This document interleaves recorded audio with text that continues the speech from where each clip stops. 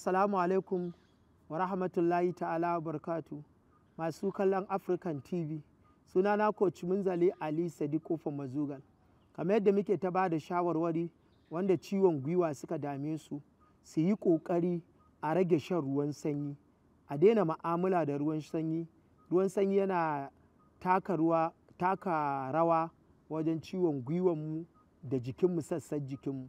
In dai kana da ciwon gwiwa, insha Allahu ta'ala ka daina amfani da ruwan sanyi, kuma ka sami 'ya'yan itatuwa ka ci, musamman kokumba da albasa.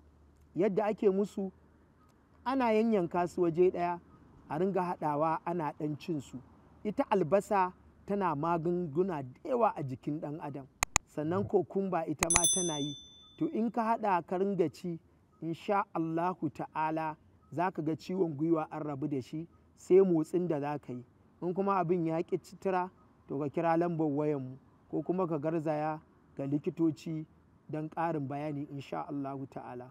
To yanzu motsin da za mu yi, za kowa ya kwanta, hajiya kwanta, yara duk kowa ya kwanta. Wannan kafa ta dama ɗora ta a kan cinyarki ta hagu. Kin ɗora ko? To, hannun dama zira shi tsakanin cinya da cinya, kin ga ya fito.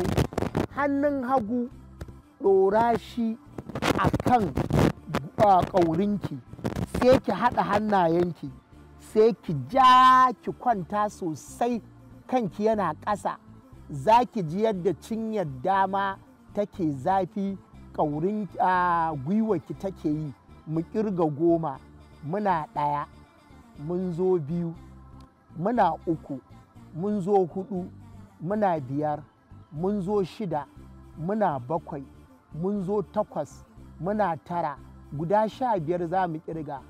Hajiya daure ki ja sosai, saura 5, saura 4, saura 3, saura 2. Masha Allah, ajiye a hankali, sai ki ɗauko ƙafar hagu, sai ki ɗora ta a kan dama.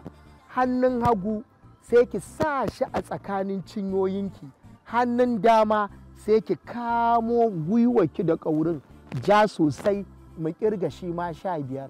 Yaɗa, yubi, za ki ji haccin yaki, ku'u, duhu, yarbi, dashi, kwaiba, kwasta, rata, magu.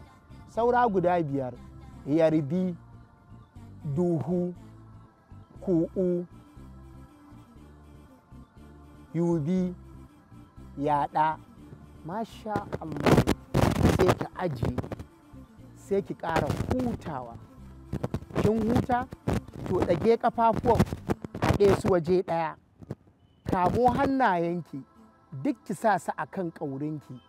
Ja sosai ki matsa cikinki.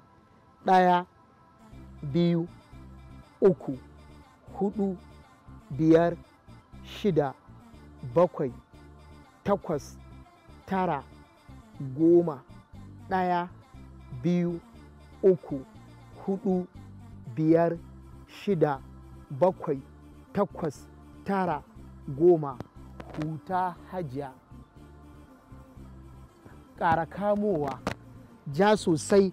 1, 2, 3, 4, 5, 6, 7, 8, 9, 10.